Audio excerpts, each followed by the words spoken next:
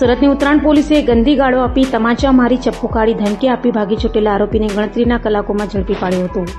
Surat police commissioner Anupamsinh Gehlot, સંયુક્ત police commissioner Bagadiya, નાયબ police commissioner Jhala અને ઇન્ચાર્જ મદદનીશ પોલીસ કમિશનરની સૂચનાને લઈ પીઆઈ એસઆર ગોસ્વામી અને એનજી પટેલની ટીમ પીએસઆઈ ડીડી રાઠોડના માર્ગદર્શન હેઠળ તપાસમાં હતી. ત્યારે બાતમીના આધારે ફરિયાદીને જાહેર રસ્તા પર ગાળો આપી ઉશ્કેરાઈ જે તમાચા મારી ચપ્પુ કાઢી ધમકી આપનાર મનસુખ ખીમજી માલવિયા અને અનારમાં હેડ કોન્સ્ટેબલ મહેન્દ્રકુમાર ધર્મેન્દ્રસિંહ અને અનારમાં પોલીસ કોન્સ્ટેબલ કાનજીભાઈની બાતમીના આધારે કલાકોમાં ઝડપી પાડી સળિયા પાછળ ધકેલી દીધો હતો.